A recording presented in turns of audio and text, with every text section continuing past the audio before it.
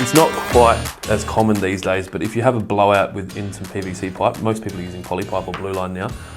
If you've got a broken PVC pipe, you want to get in the ground and cut that breakage out. So let's imagine that there was a break and we've got, that bit's been removed. PVC pipe's not very flexible, so if you were to try and put a joiner in between them, it's not going to happen. You can't lift that up, you can't slide that back. Enter the telescopic repair coupling. So these telescopic repair couplings are used to repair PVC pipe. We stock them from 15 mil up to 100 mil.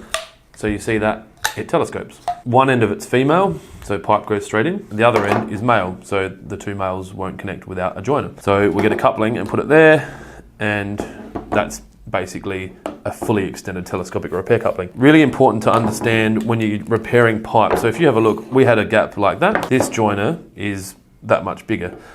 So what we need to do is we need to work out how long this joiner is. We would measure the inside from there. So it's basically the pipe will finish there and the pipe will finish there. So that's the gap we need.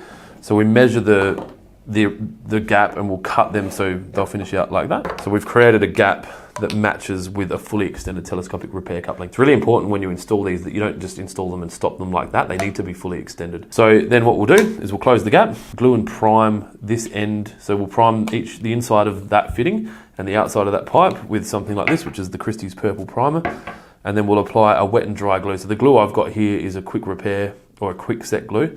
You don't need to use quick set glue to do this, but if you don't use quick set glue, then you're going to need to allow it to dry for 24 hours before you pressurize it again.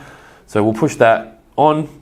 Imagine that's been glued and it's all good. Then we'll prime the inside of the coupling and prime the outside of that and then glue that onto that. Then all we're doing is pulling this telescopic repair coupling out so that it meets that and you've got yourself a repaired join. One last thing to be aware of with these as well is they're not all designed to be used in mains pressure situations. If you're trying to repair a mains PVC breakage, I would suggest looking at alternative options or buy I think they're a KBI double O-ring repair coupling. They're a lot stronger, they're a lot more expensive. I think they're twice the price, but they do the job really well. So that is how to repair PVC using a telescopic repair coupling.